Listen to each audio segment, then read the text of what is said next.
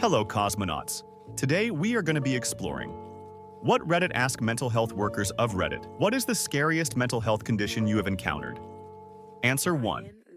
Not a mental health worker, but adjacent. I was working at a homeless shelter, and a man who was staying with us was suffering from schizophrenia. His providers kept messing with his medications, switching him from one to another, or not filling his prescriptions. He spiraled hard, stole a knife from the kitchen, and slit his wrists in his bed. He survived, but holy shit. Clients in the beds around him said they heard him arguing with himself, saying things like, "I won't hurt these people. You can't make me," etc. They felt that he did what he did to protect them. It was really scary and even more sad. He was a sweet man. He deserves better. Answer 2. Used to work as a clinician in a jail. I was doing a suicide risk assessment on a young man who was charged with strangling his mother. The first day I met him, I spoke to him through his cell door. He reported command hallucinations which told him to hurt people. The next day, I assessed him right outside his cell as he was coming back from court. There was a deputy present.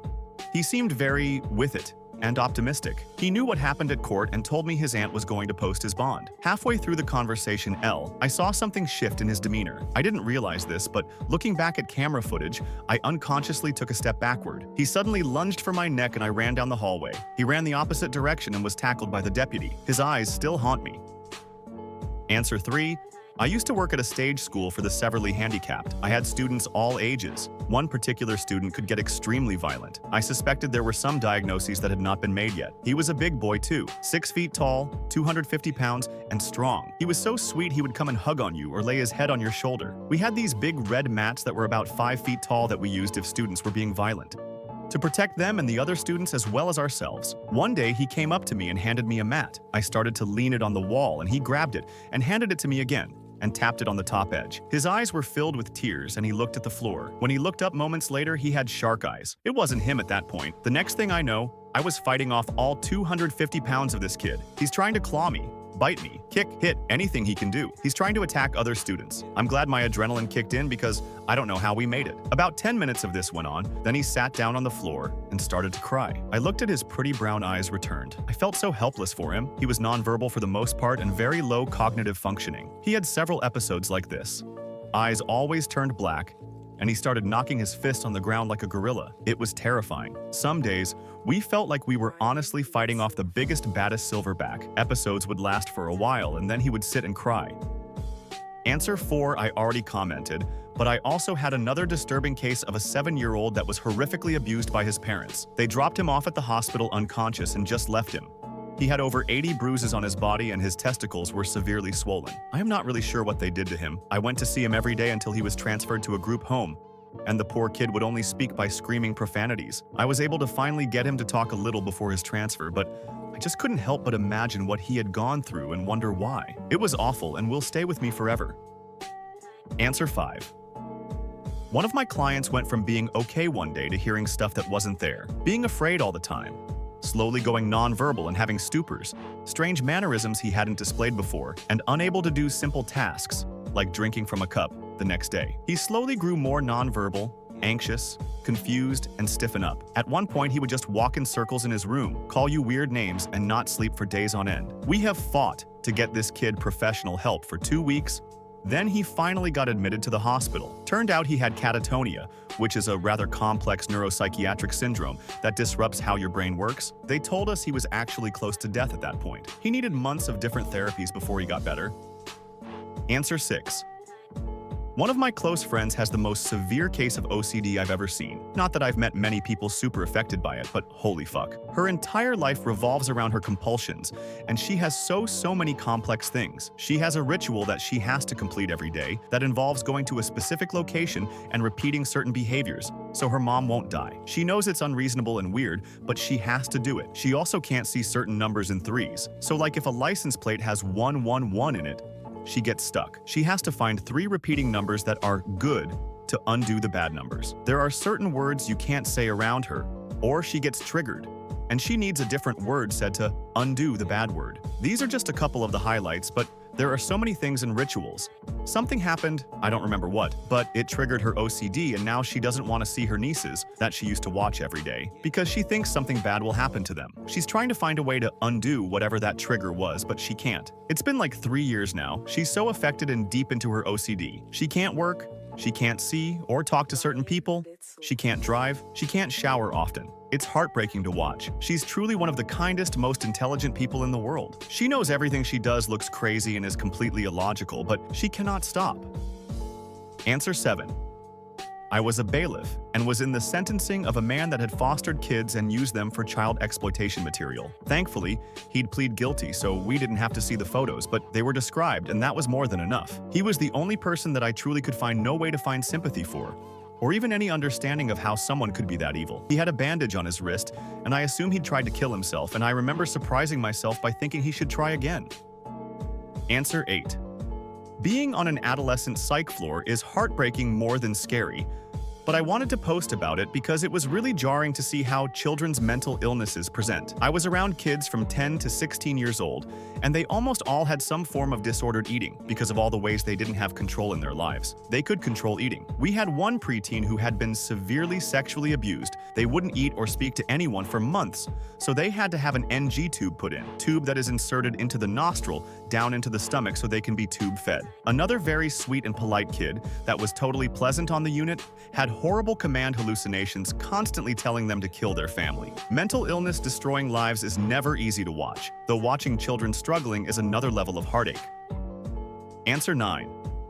I was a special education teacher, had a delightful child who was new to the area. Really lovely kid, always polite, conscientious, had a reputation as cool with peers, but was kind to the uncool kids too. Because he had come from another state, his mom had to get him on Medicaid for our state, which is a frustratingly slow process. His medication was a controlled substance, and it ran out while the transfer was still in process. 2 weeks after we first met him, he started throwing chairs and tables, screaming at teachers, blowing up at other kids. This happened at least twice every day for a week and a half. Finally, his mother was able to get his medication, and he came back happy and calm and perfectly pleasant. The rest of the school year, he was my best student. He even talked my rowdiest students into switching from FPS games to Sonic the Hedgehog. Plus, he taught them to stop and take deep breaths before reacting when they were mad. I think about him a lot and hope he's doing well.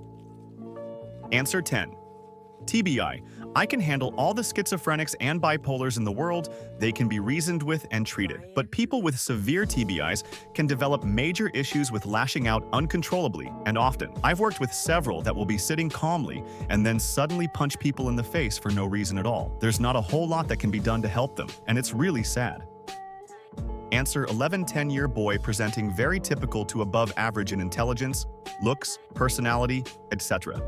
You wouldn't have given him a second look or thought anything was wrong with him if you saw him in your child's school. He was placed at our residential treatment center after he put his infant half-sister in a chest freezer and refused to tell the parents where she was. Now, thankfully, she was found quickly and was okay. But the whole time they were searching the house and yelling and begging him to tell them, he calmly sat there and refused with a small smile on his face. No history of abuse, neglect, head injury, birth injury, etc. When asked why, he said, because he could. He enjoyed watching the terror on his dad and stepmother's faces. He also abused, adding it was sexual in nature because of all the questions, his younger roommate while at our facility. Terrorized the roommate, saying he would kill their family if they told anyone. After that, his parents were given a choice by a judge, registered sex offender, or DNA on the list. I believe they chose that his DNA be put into a database. I watched the news for his name. It was definitely a case of someone who was born that way, a natural-born sociopath. Scariest child I ever dealt with in 20 years. I had some very angry children,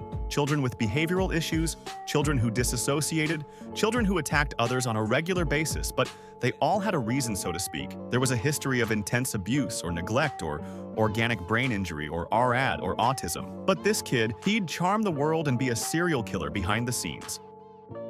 Answer 12. OCD. Had a 20-year-old guy so tortured by his own brain and no medication would work. He would get stuck in these endless loops of asking if everything would be okay, but never being able to accept the answer, and if you tried to answer with anything other than, yes, it's going to be okay, he'd yell over you, repeating the question with increasing panic until you gave the correct answer, and then the process would start all over again. It absolutely tore his family apart, and then came the intrusive thoughts about his younger sister. The poor guy hated himself for making his family suffer so much, and the thoughts he was having about his sister that he tried to end his life 3 times, once before admission and twice in the short periods between discharge and readmission. On the 4th attempt, he succeeded in ending his life, and I've never seen a family so torn between grief, guilt, and relief.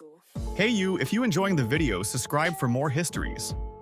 Answer 13. TBI. I can handle all the schizophrenics and bipolars in the world.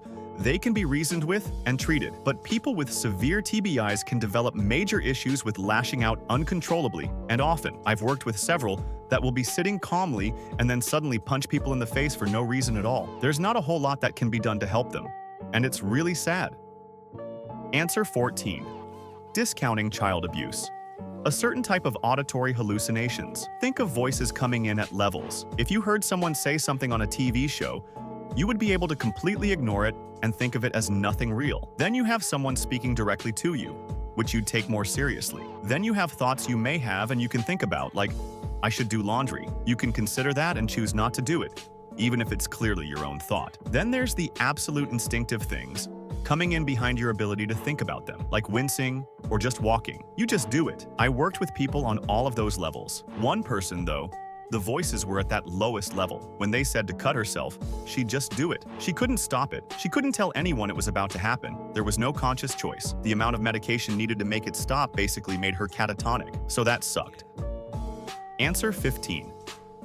Psychologist/therapist here. Anorexia nervosa is one of the most scary mental health condition I've worked with, the deadliest of all too. There are a lot of people now struggling with EDs, and it's horrific and very hard for every single person living through this. However, the classic, purely restrictive anorexia nervosa can be close to psychosis. They starve themselves to death and you can't do anything about it. They don't see themselves as sick. They don't see their body as it is. Sometimes it seems unstoppable, and I also wonder how some people with anorexia survive so long without food, and how they are able to over-exercise and under-eat for so long. Most people, thankfully, would pass out and just struggle too much to keep this thing going. It's scary how their body can resist this torture until it can't anymore. They will die from not eating, absolutely unable to force themselves to eat and feeling like they absolutely want to live but can't eat. Answer 16. I worked on a catch-all med-surg floor. We were the de facto medical psych floor. Essentially patients who medically too unwell to be in psych we would treat and then move them to psych. I will never forget this patient. They had actually been a worker on the floor prior to my starting, so I often ended up as their nurse because I was one of the few people who hadn't known them prior to their breakdown. They had been horribly abused by their father and had kept it together enough until they had their own kids, where they then had a total breakdown, which led to a run of constant suicide attempts. They would be found in a suicide attempt, usually by their poor partner, and then placed on a psych hold. The attempt I remember most was after they had been discharged after slitting their wrists, and their partner caught them overdosing on pills, straight back to hospital, where they were catatonic. Suicide attempts always have a one-to-one. Basically, someone is just sitting in their room 24/7 watching them. They had been doing better, so weren't in restraints. Right at the end of my shift, the patient made a run for it, bloody bolted upright, and were heading for the floor doors. The poor CNA was dragging behind them, and even when I grabbed onto them, they just kept pushing forward. I was easily 80 pounds heavier, and this tiny waif of a thing was moving steadily towards the door. It took 4 fully grown men to get them back in bed and in restraints, and that was with medical intervention, B52. All the while, the charge nurse and other colleagues who knew the patient before crying and pleading the patient to stop, while the patient just had these blank, empty eyes. Nothing there but the desire to escape and hurt themselves. I had to call the partner to let them know what happened, and that poor partner just sounded so defeated, so exhausted, raising the kids and trying to take care of their partner, all in a system which cannot, or will not, care for them. There were many mornings I cried after night shift on the train home. This was one of the times I sobbed. My own grandmother had killed herself, drowning, as had her sister, hanging. And my cousin had attempted many suicide attempts, but is still here. What happened to them? What happened to this patient? I can't think about it too much. Answer 17. Young kids are the hardest for me. I had a 5-year-old plot, conceal, and then hold a paraprofessional, who was in a wheelchair, easier to overpower, from behind with a knife to her neck because he, as he put it, was being told to do so by his brain thoughts. He was exceedingly strong for his age, weighed almost as much as she did, and he was exceedingly determined. Had they not been in earshot of others, it may have gone much worse. Thinking about kids who are downright dangerous to adults is really hard. We knew his family of origin. This was not a direct response to his external lived experiences. It was just what was in his brain, and he had to live in that brain as long as he was on the earth. It's maybe not as terrifying as being overpowered by an adult, but it's deeply, overwhelmingly sad in other ways. Answer: 18. People with true antisocial personality disorder are pretty scary. They really don't have a conscience or any of the empathic qualities that make humans more than just smarter animals. They will hurt you to get what they want without a second thought or just because they find pleasure in it, and there isn't really any treatment for it. Answer 19.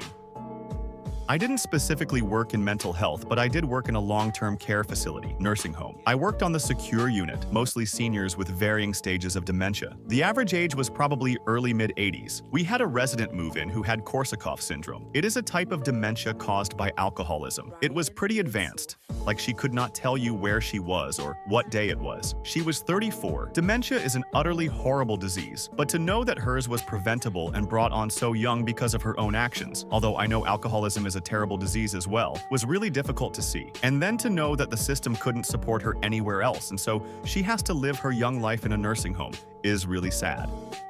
Answer 20. To be honest, bulimia. I worked in a hospital for people with severe eating disorders for years. The desperation of these people. They would do anything to not gain weight, including vomiting in their clothes, in puzzle boxes on the unit. They would hide it in shampoo bottles. They would take massive amounts of laxatives, 100 per day sometimes. They put things in their rectum before they get weighed in the morning so they weigh more. They ruin their teeth, they ruin their stomach. They get such electrolyte imbalances that they literally have heart attacks. They end up with colostomy bags from the abuse on their GI tract. They legit die. It's a disgusting disease. Answer 21. When severe autism, psychosis, and learning disabilities are all in one person, it's pretty scary. Guy I work with is completely nonverbal, very unpredictable and violent. The scary thing is when something causes his to tip over the edge, it's just pure rage and aggression with no understanding of consequences or his ability of causing serious harm. It is primal, animalistic rage. Less than half of the time you may get some physical warnings if you're very vigilant, but most of the time he can appear content and then turn on you. He will use his full strength to attack you and you can't do anything other than try to get him off you and run away. We aren't allowed restraints at my project. Answer 22.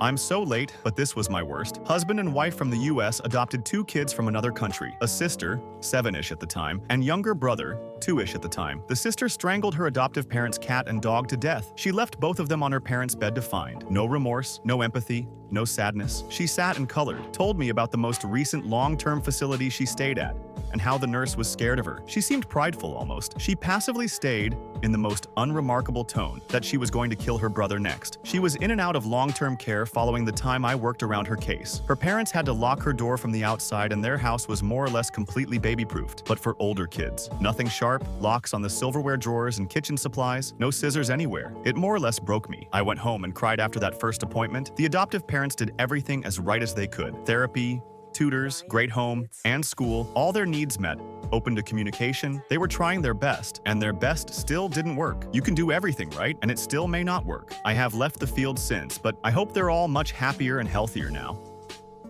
Answer 23. Mental health peer worker.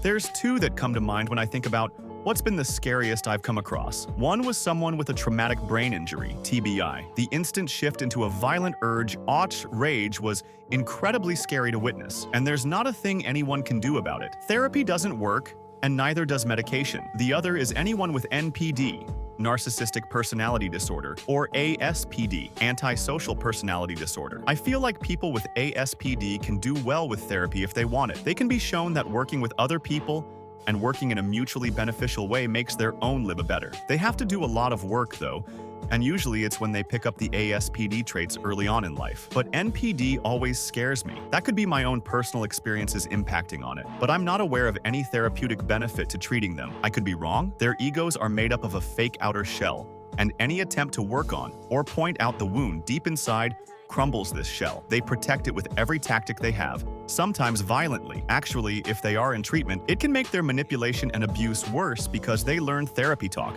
and use treatments as new tactics of control. Very scary stuff. Answer 24.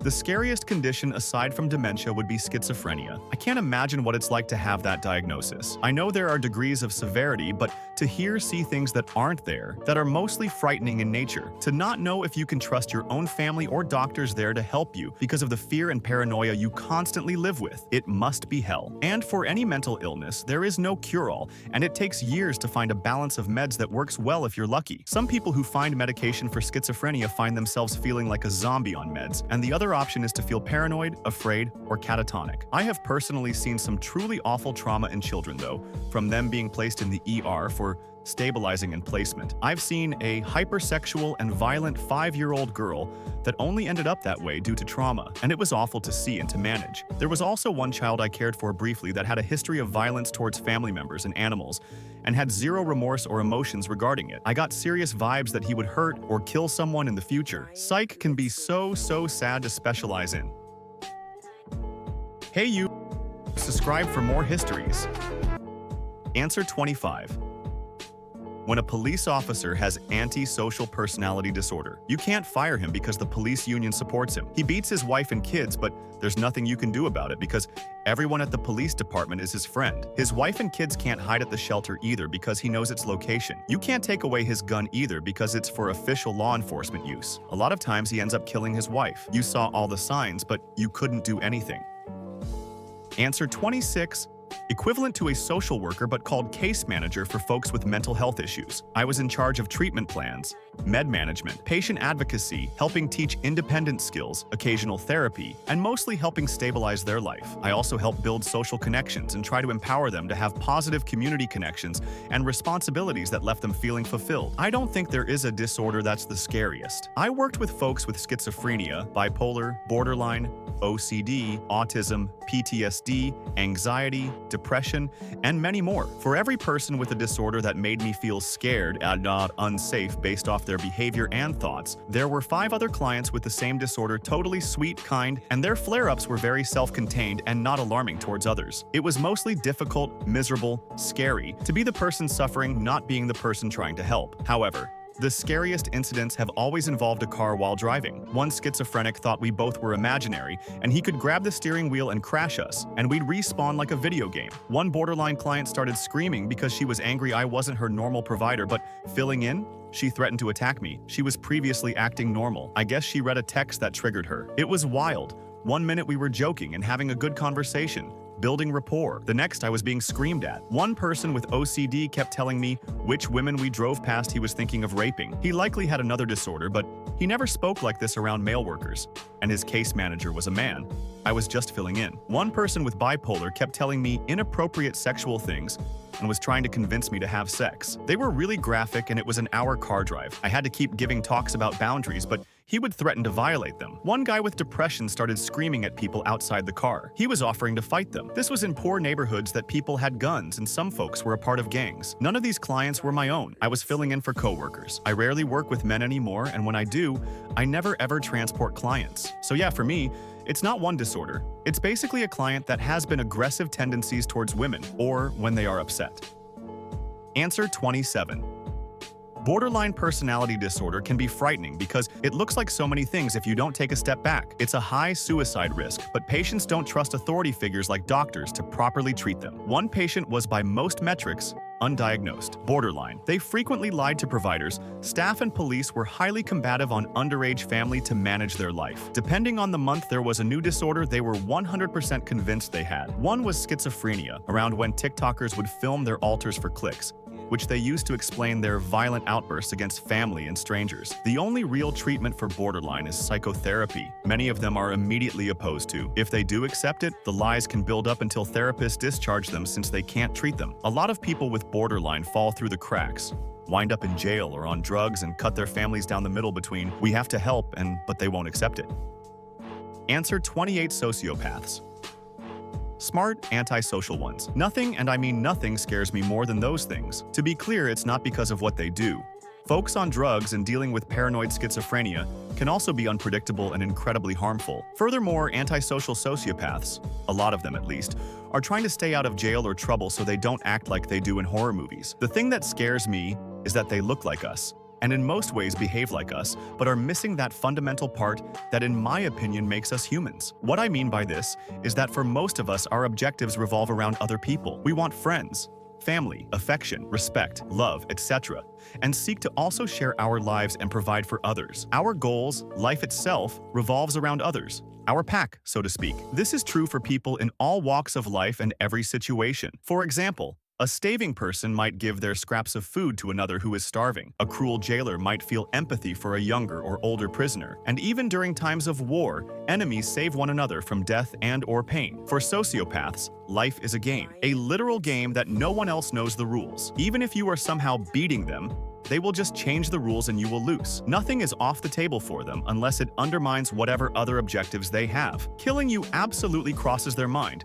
but it's usually not worth it if it means they have to stop dominating, grinding the will to live out of their wife, poisoning their family for attention, pimping out children for power over other child molesters, or trying to convince other young adults at the shelter to kill themselves. What they do find worth doing, they will do, and you never know what that might be. I can promise you, though, that if you see them or treat them as humans, they will get one over on you, because in reality, they are a facsimile of a humans, with all the biological components, but missing the part that makes us want to be a member of the pack. Sitting with them, interviewing them, trying to treat them, you get a strange feeling in your gut like you absolutely need to flee.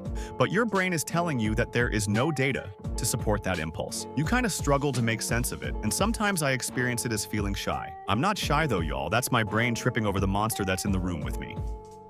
Answer 29 industrial and organizational psychologist here. I would say the scariest I see are the cluster B types in the C-suite. We have clinically validated tests we can apply to gauge their levels of a disorder. But of course, not being clinical can't diagnose or treat. That's not our job in IO nonetheless. We are often hired to help advance people within Cluster B for organizations looking to engage in tax fraud or other criminal activities, all while being legally protected. There's research out there, published in open access on CFOs, who score higher in narcissistic personality disorder, and their virtually guaranteed engagement of tax fraud. It's the difference between a low-functioning person and a high-functioning one, where many here describe individuals who get pushed into the system. The ones I see get power and can legally destroy, kill, and maim millions. After all, what rational and empathetic person puts toxic chemicals into towns, knowing it will cause major medical problems for the citizens? Someone in Cluster B who's happy to be dark, maybe even triad. They might not strangle their victims, but they can inflict pain and suffering on an entire community, all while being praised or given tax credits from a penny sales tax. If you promote the right person, you just have to bank on them being who they are to achieve an outcome. Seeing rich and powerful people knowingly push people forward like that is very scary, because they know, and don't care, that the outcomes for other people are really bad. It's all about the profitability, the risk management of the situation. IO tends to be such a dark space with big money to protect practitioners from ethical constraints, which other areas require. Answer 30 frontotemporal dementia with severe psychiatric symptoms. You ever have an intrusive thought? What if you lost the ability of separate thoughts from reality and you could act those things out? I've seen self-mutilation with their own teeth, nails, like their own veins, breasts, nails, hair, self-harm through headbanging, tooth removal, attempts to eat or drink anything including feces, violence attempted, often attempts to grab out eyes. I've had close calls with cuts around my eyes. I've been pinned and bit repeatedly. Last month, I was bit on the shoulder by a very large guy who then stood up and lifted me off my feet by the bite. A person gets their whole fist in an orifice, then tried to slap you with that hand. Masturbating openly. Sexual assault, grabbing my crotch or ass, mostly by female patients on male staff like me. I am a psychiatric nurse. I work on a third-line psychiatric unit for psychiatric symptoms of severe neurocognitive disorders, the only specialized unit of this nature in the province I live in Canada. Answer 31. Auditory hallucinations are the scariest. I was working on an inpatient psychiatric ward. We were always short on staff. At lunchtime, the ward patients needed escorted by staff to the dining room. There were 11 going to dining and 3 staying on unit due to being restricted to the ward. 2 were engrossed in a TV show back in the day room area. 1 was walking around waiting for his tray to be delivered to unit. We only had 2 assistants to escort the group. That was the minimum required too. They asked me, the nurse, if I was willing to cover the 3 on unit while they took group to lunch, and one of them would grab the patient's trays staying on unit. I said, okay, I had done this before. The patient walking around waiting for his tray was getting restless. I knew he smoked, so I took him to patio and let him smoke while I stood at doorway so I could see the other 2 patients too. He was smoking his cigarette and talking to me. Topics were the weather, his shoe, a recent ball game he watched. Suddenly he stopped talking and stopped smoking. I asked him if he was okay. He slowly nodded his head and almost at a whisper said, I am hearing that voice again. I called him by his name and asked him what the voice was saying. He whispered,